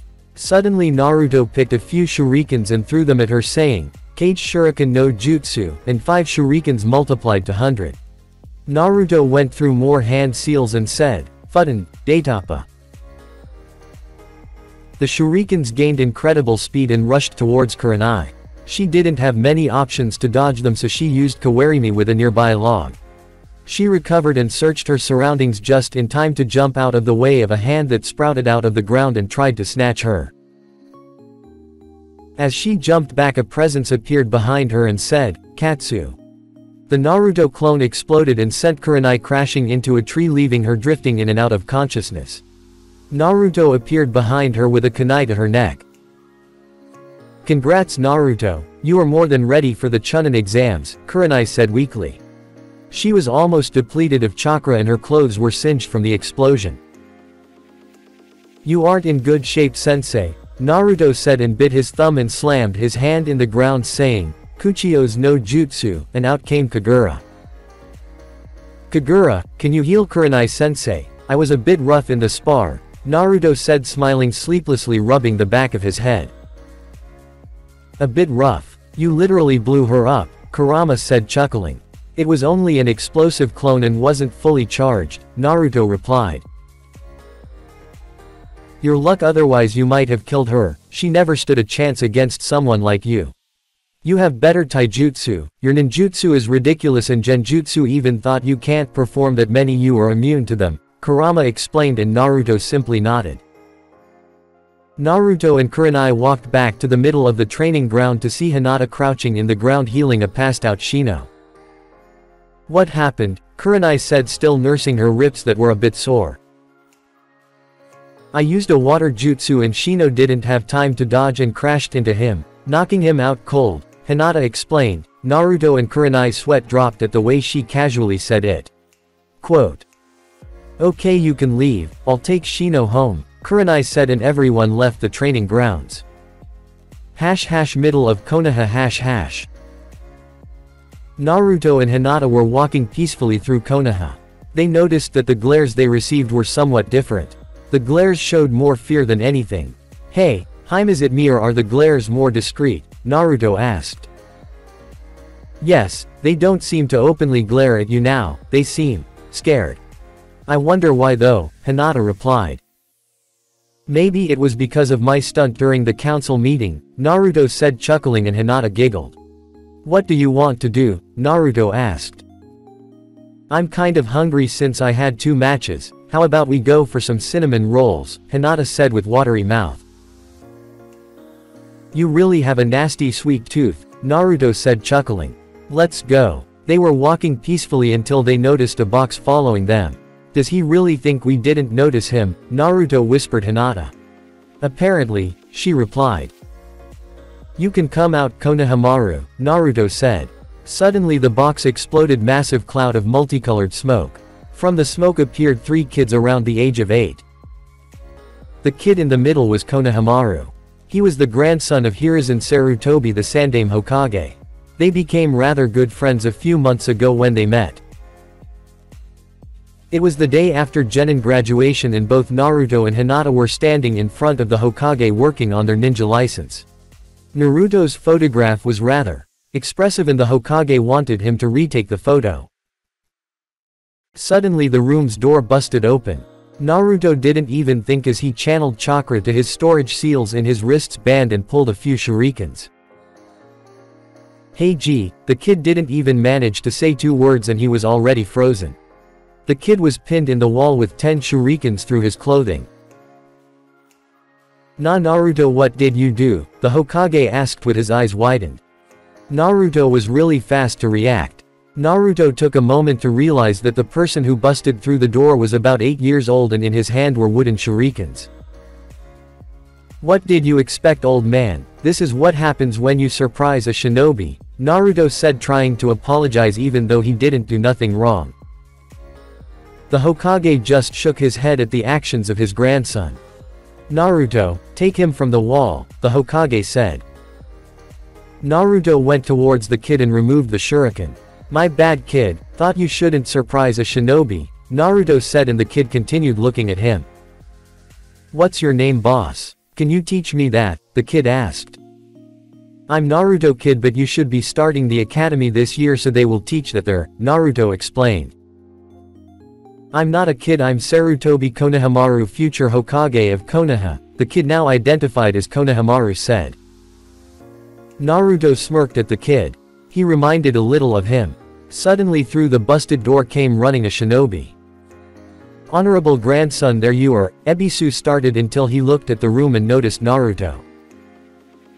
"Oh, it's the closet pervert, how are you doing?" Naruto asked. "I'm not a pervert, you brat," Ebisu said, glaring daggers at him. "Whatever you say," Naruto said, and performed one of his most powerful techniques, an SSS rank forbidden jutsu, the technique that shall not be named, the one and only, Waroke no Jutsu. In a poof of smoke appeared a beautiful blonde girl, completely naked except with smoke covering all the important parts. Both the Hokage and Ebisu flew into the air and crashed into the ground, passed out by blood loss. "Wow, boss, teach me that jutsu. You managed to defeat the old Hokage and Ebisu sensei at the same time," Konohamaru said. Naruto was about to reply when "Naruto-kun, you aren't teaching him that, are you?" Hinata asked in a very sweet voice that made them both back up a few steps. "Of course not," Naruto said, nervously scratching the back of his head. "Come one time, Konohamaru. Let's leave them on the ground," Naruto said, trying to defuse the situation, and all three of them left the room. "What do you want, Konohamaru?" Naruto asked. "Do you want to play ninja?" Konohamaru asked. Suddenly the three of them heard laughter. They turned around to see the pink banshee, Sakura. "What kind of ninja plays ninja?" Sakura smugly asked. "It's pretty fun actually, besides you get to train stealth, traps, strategy and tracking," Hinata explained, and Sakura just got deadpanned. "Go away, flat-chested," Konohamaru said, and an immense silence followed. "Konohamaru, you should run now," Naruto said as he saw a murderous purple aura around Sakura that would put Orochimaru to shame. Konohamaru gulped and started running with Sakura in hot pursuit. Naruto and Hinata just laughed as they watched Sakura chase Konohamaru. Obviously Sakura, being a fangirl, had a diet going on to keep her figure, so she barely could keep up with an 8-year-old. Konohamaru was still running. He made a sharp turn and crashed into another shinobi that was around the corner. "Damn it, brat, that hurt," the shinobi said, and picked up Konohamaru by the collar, getting ready to apply some punishment. Naruto and Hinata heard the crash and went to investigate. They arrived and saw two strange shinobis with sand hitayat. The one holding Konohamaru wore a black, baggy, full-body suit with a red and yellow circle on the front. He also wears a black hood which covered his head completely, and had cat-like ears and his forehead protector on his forehead. He also a bundle in his back with white bandages surrounding it completely. The other shinobi's outfit consists of a single light purple colored, off-the-shoulders garment that extended to halfway down her thighs, with a scarlet sash tied around her waist. In addition to incorporating fishnet worn over her shoulders and legs, specifically on her right calf and her left thigh, she also wore her black forehead protector around her neck. "Leave the kid alone, Kankuro," the kunoichi in the back said. "I've got to teach him some respect, Tamari," Kankuro replied the female shinobi. Fine, but if you get in trouble I'm not helping," Tamari replied, and Kankuro nodded, getting ready to smash his fist into Konohamaru. Sakura just watched, scared of them, until both Naruto and Hinata arrived at the scene. "Hey clown, put Konohamaru down," Naruto said. "Who are you calling clown?" Kankuro asked. You are wearing a full-body cat suit with makeup," Naruto replied. "It's not makeup, it was paint," Kankuro said, getting pissed off. "Whatever you say, just put the brat down," Naruto said, getting ready to spring into action if need be. "I'm teaching him some manners," Kankuro said as he made a fist and prepared to punch Konohamaru. Both Naruto and Hinata vanished in an instant. To any untrained eyes they were blurs.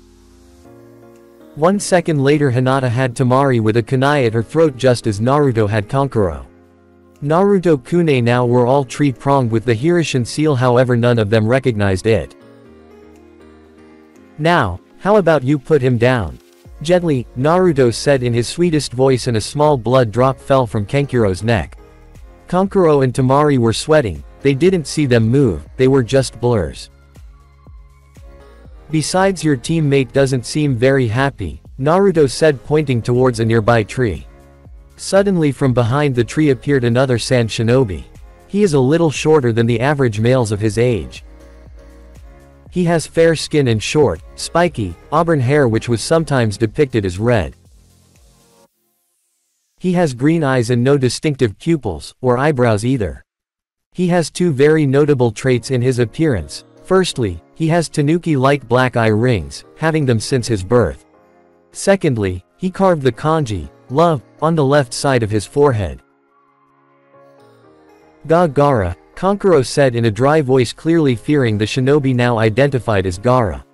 He made a sand shunshin towards his team just as Naruto and Hinata retracted their kunai and regrouped with Sakura and the now released Konohamaru. They managed to get behind Temari and Kankuro. They're good, Gara thought. Stop this or I'll kill you, Gara said, and Kankuro took a step back.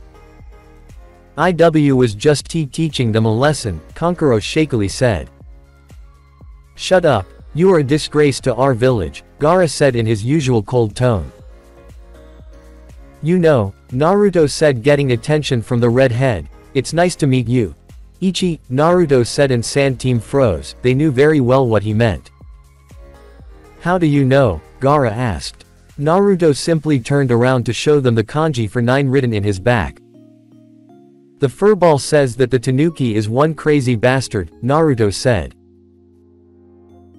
Mother says you are strong, I'll prove my existence by killing you, Gara said, unleashing killer intent as the sand was starting to leave his gourd and dance around him.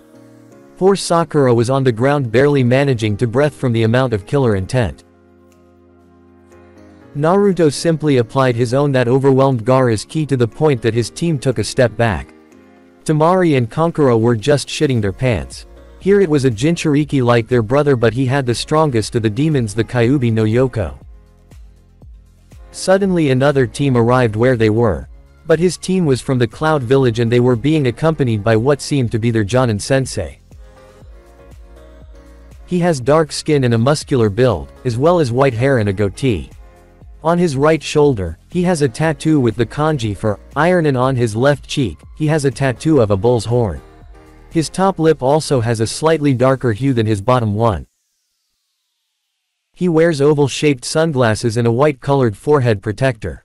He also has his village's standard one strap over one shoulder flak jacket, and a long, red rope belt tied around his waist, the standard Kumo hand and shin guards, shinobi sandals, and a white scarf around his neck. He also carries 7 swords on his back. The rest of his team, they were 2 girls and a boy. One of the girls had long, straight, blonde, hair bound with taut bandages and dark eyes. She wore a short-sleeved black and purple blouse and black pants, both of which had a design similar to clouds on them, purple fingerless gloves and a chain of white beads wound around her left hand. She also wore the standard Kumo forehead protector, sandals and kunai holster which was strapped to her right thigh. She also wore bandages around her arms and legs as well as a red belt around her waist. The other girl is a dark-skinned kunoichi with long red hair and amber eyes.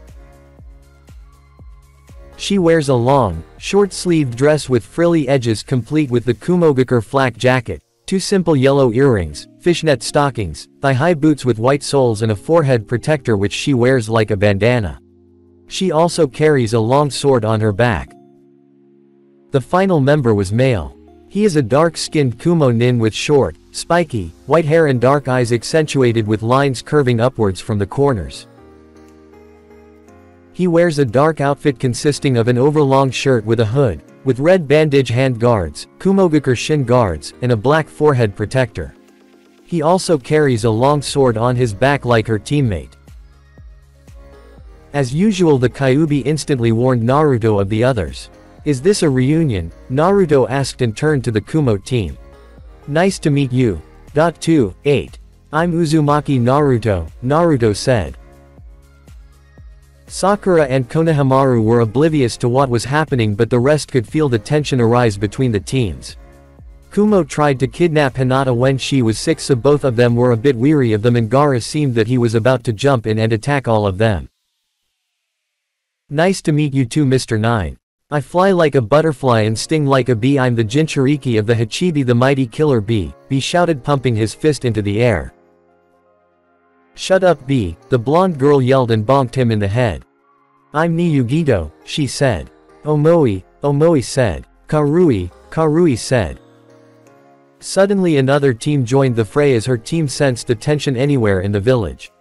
Do you mind if I joined the party? A girl with green hair asked. Everyone turned to the newcomers and both Naruto and Hinata said, Fu, surprised to see her. I guess everyone here is going to the Chunin exams, Naruto asked and everyone nodded.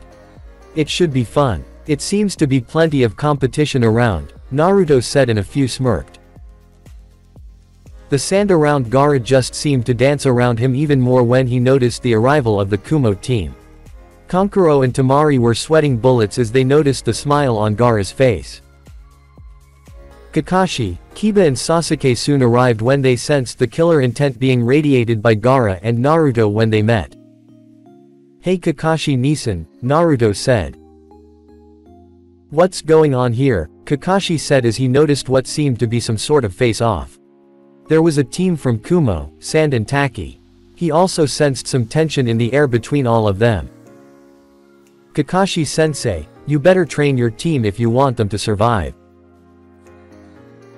I can guarantee you right now that everyone here will reach the finals, Naruto said and everyone smirked except Team 7 and Kakashi who were still oblivious to what was happening. What makes you think that? Kakashi asked and Naruto chuckled. What's so funny Dobi? Sasuke asked. Nothing, Naruto replied. Kakashi-sensei, Naruto said getting his attention. Quote. Ichi, Naruto said pointing to Gaara. Ni, Naruto said pointing to Yugido. Nana, Naruto said pointing to Fu. Aki, Naruto said pointing to Killer Bee. Q, Naruto said pointing to himself. When Naruto finished, Kakashi's eyes widened. In front of him were 5 of the 9 Jinchurikis. It was extremely rare for them to meet by chance, but it appears that fate played a hand in this. Don't try to look cool like Sasuke-kun, Sakura yelled. Shut it Sakura. I'm allowing you to go into the Chunin exams but if you see any of these teams you surrender immediately. Do I make myself clear? Kakashi asked in a serious tone and she nodded. Like they can win against me, and Uchiha, Sasuke said with his traditional arrogant smirk. I'll enjoy spilling your noble blood Uchiha. Gaara, said and everyone got shivers. The furball is right, you are a crazy tanuki, Naruto said and Yugido, Fu and B snickered. It's been fun. See you at the exams, Naruto said and left with Hinata. The rest soon dispersed and went to their business. # with Team 7 #. I was serious when I said that. If you run into any of those teams you run. Do I make myself clear? Kakashi asked and both Kiba and Sakura quickly nodded. HN, was the Uchiha's response. Let's go train. You need to be more prepared for this, Kakashi said and dragged his team to the training grounds. # Naruto and Hinata #. Who knew that there would be so many of us competing, Naruto said. The exams will prove to be interesting, he said. Don't tell me you want to fight them, Hinata asked.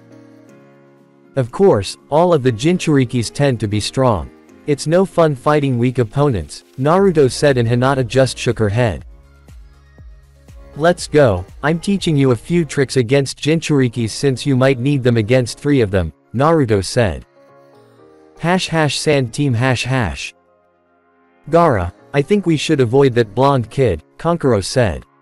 He was fearful from both of them. Shut up, I'll enjoy spilling his blood as the Uchihas. Yes. I shall prove my existence with their blood, Gaara said. # Kumo Team #.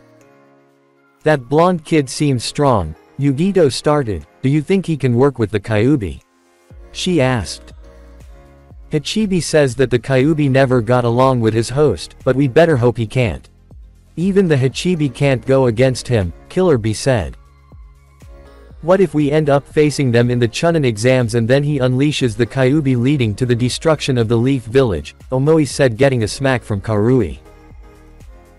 But the way he knew of all of us, it seems that he at least talks with him. Just be careful, be said for the first time without rhymes. Tacky team #. How do you know the blonde kid? One of Fu teammates asked. I escorted his team to our village in one mission, Fu explained. But be careful, he faced and defeated a Konoha Nukenin named Aoi who was a Jonin, she said, and her teammate's eyes bulged out. Did he use Kyabe's power? The other teammate asked. No, I didn't sense nothing at all, it was all him, so let's be careful around him. Also the girl is his girlfriend, but she also took down a Jonin. So we must be on our toes with his team, Fu explained, and they dumbly nodded. 1 week later Naruto and Hinata were at home getting ready for going to the academy to start their exam. Both of them had new wrist bands with storage seals for shurikens, senbon, kunai and their swords. Each one also carried another scroll a bit larger with food supplies, first aid kits, a few poisons and general antidotes.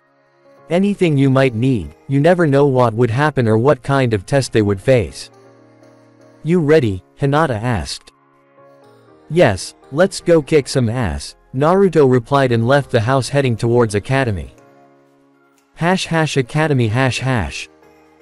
They arrived at the academy using a shunshin and noticed that Shino was already there waiting for them. Sorry we are late, it took a while to gather the supplies, Naruto said.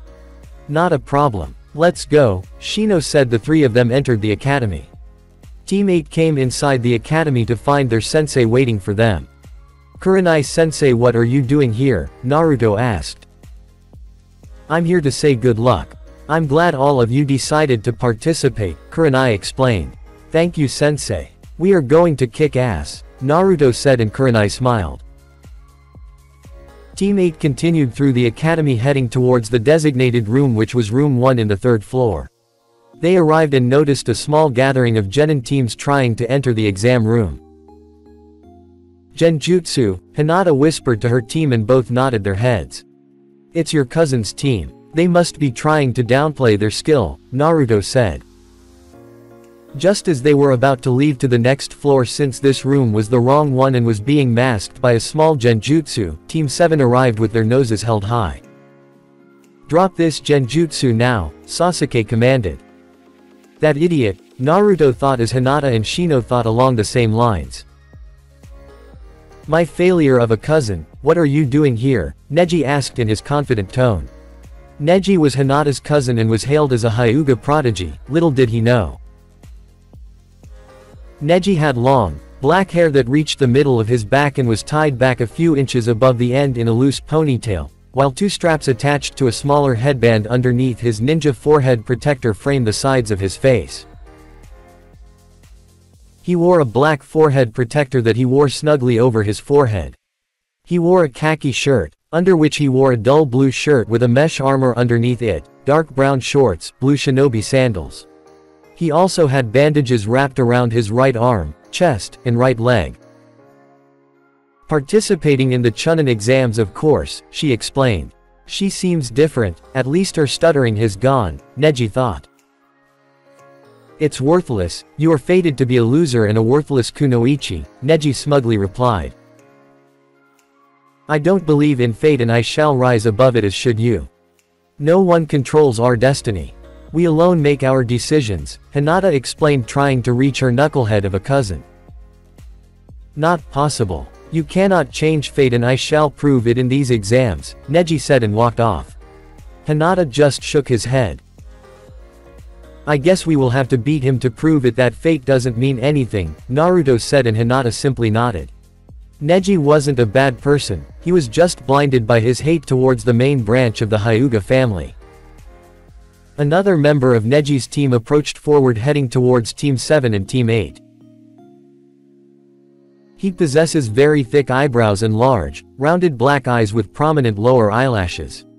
His hair is cut and styled into a bowl cut style like Guy, and he also began wearing the same attire, consisting of a green jumpsuit, orange leg warmers, and a red forehead protector worn as a belt. Holy shit, it's a clone of Guy, Naruto all but shouted. I see you know of my Youthfull sensei made a guy. I'm Rock Lee, it's a pleasure to meet such Youthfull person, Lee yelled, making a few bring their hands to their ears thinking it was a futon jutsu. Yeah. Sure. Nice to meet you, I'm Uzumaki Naruto, Naruto said and extended his hand that Lee gladly took. Are you Uchiha Sasuke? Lee asked a duck-shaped-haired shinobi that was standing nearby. In fact, anyone would know who he was since he had the Uchiha crest in his shirt and was the last Uchiha in Konoha. Said boy turned to face him and merely nodded. I wish to fight you, Lee said with his trademark nice guy pose. You know who I am and yet you want to fight. You are fool, but it might be a good warm-up, Sasuke said. Come, I want to watch this, Naruto said, and Team 7 and Team 8 left with Lee to watch the match. Dobi, watch carefully, you might learn something, Sasuke smugly said to Naruto, who was standing in the balcony. I intend to, Naruto replied, chuckling, and activated his Sharingan, hiding under its usual genjutsu. Both Sasuke and Lee were facing each other with the rest of Team 7 nearby. With Team 8 Strange, Naruto thought as he analyzed Lee with his Sharingan. Can you check Lee's chakra levels? Naruto asked and Hinata nodded. She activated her Byakugan as gasped. I think he can't use chakra. His chakra pathways are too small. He probably can't mold chakra, Hinata explained. Lee was basically a civilian. I thought so. If he can't use genjutsu or ninjutsu, he can only resort to taijutsu, so he must be good, Naruto said as he watched the beginning of the fight. Sasuke vs Lee Sasuke ran forward and tried to punch Lee. However, he disappeared just as Sasuke's fist was about to connect. Sasuke regained his footing just in time to see Lee in the air about to spin. Konoha senpu, Lee said, and spin, trying to kick Sasuke. Sasuke ducked to avoid it. Lee, watching Sasuke duck, placed his hand on the ground and went for another spinning kick. Sasuke watched him and knew he wouldn't be able to dodge but tried to block. Lee, however, was faster and his kick connected with Sasuke's face and sent him tumbling to the ground hard. A good opponent. It gives me the opportunity to try this, Sasuke said and looked arrogantly to Lee. With Team 8 Oh, Sasuke managed to activate his precious Sharingan, Naruto said, 2 tomos in each eye, not bad. Lee vs Sasuke With these eyes, I'm undefeatable, Sasuke smirked. So that's the Sharingan, Lee said and got ready to continue his duel. Sasuke ran forward confident of his superiority. Lee dashed forward but managed to bypass his defenses. Lee stood next to Sasuke. He bent down and gave him a kick in the chin that sent him into the air and crashing into the ground again. Sasuke got up wondering what was going on and ran again towards Lee. They faced each other but Lee won every single skirmish, often sending him tumbling to the ground. Sasuke's Sharingan was rendered useless. With Team 8 Figures, Sasuke doesn't stand a chance, Naruto said. But shouldn't the Sharingan be able to track him, Hinata asked. The Sharingan can track Lee, however Sasuke isn't fast enough to position himself to block the attacks. Even though Sasuke can clearly see Lee's attacks, he can't defend himself against them. There is a reason why I train my body and use gravity seals. The Sharingan alone doesn't make you all-powerful, Naruto explained. So there is a weakness in those eyes, Shino stated. The weakness per se doesn't stem from the eyes but from the fact that Sasuke's body isn't trained to handle those speeds, so he can't match them. Let's leave, this fight is over, Naruto said, and Team 8 left towards the exam room since it was about to start. Exam room Team 8 arrived to the right floor. They stopped near the exam room and opened the doors. They stepped in and were immediately blasted with killer intent. However, to someone that felt the Kyabe's killer intent, something like this didn't even bother them. Naruto entered the room and scanned it with his Sharingan hidden, taking as many faces as possible and watching weapons and other details that he could find. He also noticed the team from Kumo, Taki and Sand. Moments later Team 7 also arrived with Sasuke in bad shape. He had his right cheek bruised and neither of them knew any type of medical jutsu, so it remained there. Looks like the gang is all here, Kiba said as they entered the room and saw Team 7 and Team 10.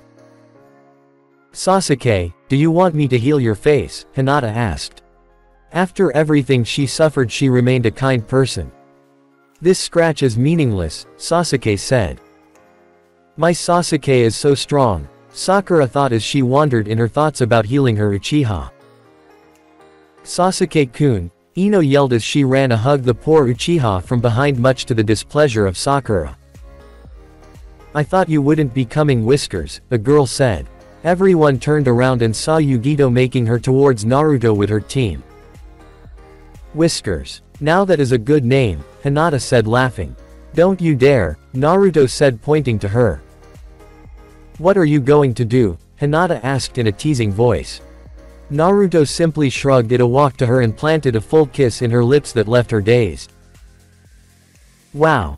Do I get one of those every time I call you Whiskers? Hinata wondered with a finger in her chin, making her very cute. Get a room you two, Ino said, making both of them blush. Just my luck, Yugito pouted, the cute guys are always taken. Keep it down, some guy said. Everyone turned to face him. He wore a pair of circular glasses. He has onyx eyes and ash-gray hair, which he kept in a ponytail that extends to his upper back, with his bangs framing either side of his forehead. He wore a dark purple shirt with a high collar, a white undershirt, dark purple fingerless gloves with armored plates on the back of the hand, a white cloth waistband worn at an angle, dark purple pants, blue sandals, and a shuriken holster on his right leg. You are putting everyone on their toes. Everyone is nervous as it is, the man said as he pointed to the AIM nin present in the room. Who are you? Sakura asked. I'm Yakushi Kabuto, but you are rookies, so it figures that you don't know this, Kabuto explained. Have you already tried the exam? Sakura asked. Actually, this is my 7th try, Kabuto explained sheepishly, rubbing the back of his head. Man, you must be weak, Kiba said. These exams aren't easy, maybe I can share some information with you. Kabuto started and took deco cards from his pockets. These are chakra cards, they react to my chakra signature and reveal the information. As you can see, there are teams from all the countries except Iwa and Kiri. As expected, Iwa hates Konoha and Kiri is in civil war. I can also give you some information on anyone here, Kabuto concluded, and Naruto got suspicious. How could Kabuto have information on shinobi from other villages? However, he decided to test his theories. Then, I want to know about ni Yugito of Kumo and Sabaku Nogara from Suna, asked Naruto, and Yugito crossed her arms. You could always ask, Yugito said. Yes, but you could lie, Naruto replied, and she huffed. Let's start with Sabaku Nogara, son of the Cage. His team is composed of his brother Sabaku no Konkuro and his sister Sabaku no Tamari and their Jonin sensei Baki. His skills are all unknown. He completed 10 D ranks, 15 C ranks and 1 B rank. There is a note that says he returned from all missions without a scratch. Looks like there are some strong people this year, Kabuto said, and a few shivered. Now ni Yugito from Kumo. She is on a team with Omoi and Karui and their Jonin sensei is Killer B. The card shows she has very good taijutsu and ninjutsu and no talent in genjutsu. She completed 10 D ranks, 5 C ranks and 2 B ranks. What is up with genins and their missions? Kabuto said, and Naruto chuckled. Now I want some info too about Uzumaki Naruto of Konoha, Yugito said, and Kabuto picked his card. Uzumaki Naruto of Konoha. He is on a team with Hyuga Hinata and Aburame Shino under Yuhi Kurenai, Konoha's genjutsu mistress. He's the academy dead last with low taijutsu, medium ninjutsu and no talent in genjutsu, but there is a note that says he created an S-ranked Raiden jutsu. Kabuto started and everyone's eyes widened and Yugito narrowed her eyes at him. Now missions 65 D ranks, 14C ranks, 1B rank, 0.1A rank. And what the hell is this? 2S rank missions, Kabuto explained, and everyone was mopping the floor with their jaws. A genin with A and S rank mission is unheard of. Naruto narrowed his eyes at Kabuto. One of those S rank missions was supposed to be a secret. That kid is a mystery, dead last and yet is some high missions, Yugito thought. S ranks. How are you still alive? Kiba yelled. Keep it down. Can't tell. S rank secret punishable by death, Naruto said, and everyone just stared at him. But I can explain the other mission if anyone wants a Kenjutsu spar, Naruto said, smirking. Did you really create an S-rank Raiden Jutsu? Yugito asked. Raiden Jutsu is her village specialty and S-rank moves are rare independent of the type. Naruto simply nodded and everyone was having their doubts. It's true, I saw it, Kiba said, and everyone turned to him. It was awesome. He sent some white ball to the sky and then thunders formed. Then he somehow commanded the thunder and he attacked the bridge and blew everything around it, killing about 100 thugs and destroying the bridge, Kiba explained, and everyone stared at the blonde, who was getting uncomfortable and even more suspicious of Kabuto. If he's the dead last, I don't even want to know about the Rookie of the Year, Kabuto and Sasuke smirked, getting a confidence boost. You know, kid, he smells of snakes. Something isn't right here, Kurama said, and Naruto made mental note to send a spy fox later on. Silence. Now sit down and let's begin the exam, Ibiki yelled, and everyone quieted down and turned to face Ibiki, who was standing in the entrance of the room with a few chunin around. Show your ID and pick your number to be cited, then we will begin the written exam, Ibiki explained. Written exam. That sucks, Naruto thought. A few minutes later everyone was cited with their test in front of them but face down. All around the classroom were chunins with few boards.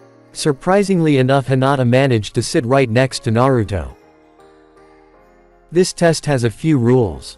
Number 1. Each one starts with 10 points, each wrong question deduces 1 point. Number 2. The total score is based on your whole team, Ibiki explained, and a few gasped. Kiba, you better pass, otherwise I'll kill you, Sasuke thought. Poor Kiba, seeing the glares from his teammates, started to sweat. Number 3. Each time you are caught cheating you lose 2 points. Get caught 5 times and your team is automatically failed. The last question is answered last. You have 45 minutes to answer the 10 questions. Start, Ibiki said. Naruto picked up his pencil and turned his sheet only to be faced with extremely hard questions. What the hell is this? These questions aren't for genin, Naruto thought, and looked around the classroom. Everyone seemed to be lost except for a few that were writing. I know some, but I bet 90% of the people here can't answer a single one. Something isn't right here, Naruto thought, and began pondering what Ibiki said. Naruto knew that Ibiki was the leader of the torture and interrogation division and he focused on mental torture. If you get caught cheating you lose points. Now I get it, we are meant to cheat but without getting caught. Must be some information gathering exercise, Naruto thought, and looked around the classroom. He noticed that Hinata had her Byakugan activated and was already starting to write. Shino was using his bugs to scout for anyone with answers. Kiba was using Akamaru that was on his head, high enough to spot someone else's sheet. Tenten was using mirrors on the ceiling so she could get the reflection of another genin. Sakura was writing. Since she was a bookworm she could easily answer the exam. Sasuke had his Sharingan activated and was copying someone's hand movements. Naruto waited a few minutes until he spotted someone lowering their exam sheet, signaling that he was finished. They must have placed a few chunins around to answer the exams, Naruto thought. Now, how to cheat. I don't want to copy hand movements, it's lame. I know, Naruto thought, and activated his M's and very quickly used his Kamui and sent his own sheet to his own personal pocket dimension. Naruto focused on the chunin's sheet and used Kamui to swap the papers. Naruto took the sheet from his personal dimension and placed it on the table. He simply erased the chunin's name and wrote his own. Naruto lowered his head and decided to sleep until the first part of the exams was over. Now that the week are sorted out, let's begin the last question. However, this one has its own rules. Ibiki started and everyone focused on him. Number 1. You can choose if you want or not to answer the question, Ibiki said. What happens if we choose not to answer it? Tamari asked. If you choose not to answer, you automatically fail, Ibiki explained. Then of course we will answer it, someone replied. However, if you chose to answer it and get it wrong, you will fail and forever be unable to retake the Chunin exams, meaning you will be genin for life, Ibiki explained. What? Someone yelled. You can't do that, there are people in here who are retaking the exam, Kiba said. I guess you guys have bad luck, might test my rules. If you don't want to risk it, then give up, Ibiki said, and everyone started pondering and a few started leaving. A few minutes later, Ibiki noticed that Naruto was almost half asleep and tossed a kunai that landed in front of him. Naruto didn't even flinch. Wake up, Naruto, Ibiki yelled. Just get it over with, Naruto started, and Ibiki raised an eyebrow. I don't give and I never surrender. Even if I stay genin from life, then I'll be the first genin Hokage, Naruto said, smirking. Ibiki looked around the room and noticed that the rest of the genins got somewhat inspired by his little speech. If no one wants to leave, then there is only one last thing to say. You all pass, Ibiki said.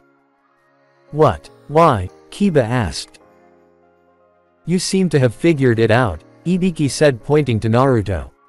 He sighed and started. The first part of the exam was information gathering. If you recall, Ibiki said if we get caught cheating we lose points. That could only mean that we were meant to cheat without getting caught. Information is half the battle. The last part was to know if we had the guts to be Chunin. You can't abandon a mission just because it might be hard. A Chunin is expected to lead, and as so he must inspire confidence and courage in his team, Naruto explained, and most of the rookies stared at him as if he grew a second head. Precisely, Ibiki said, until something came crashing through the window. Everyone watched as someone entered flying through the windows. As it reached the middle of the classroom, it opened to show a woman. She sent 2 kunai to the ceiling to secure what appeared to be a sign. Proctor of the second round MIT, Enko started yelling but was cut off by Naruto. Oi Enko, Naruto said, waving his arm. Damn it, Naruto, you ruined my entrance, Enko yelled at him. Come on, don't be mad, Enko-chan, Enko said with emphasis on the last part. I'll kill you later, brat. Now everyone to the training ground 44. Be there in 20 minutes or you fail. Go, Enko said, and everyone left the room in a hurry. Naruto and Hinata just shunshined there. That's it for this video. I hope you all enjoyed the video. Don't forget to like the video, subscribe to the channel, and follow me on my other social media accounts. Anime God here, and I'm signing off.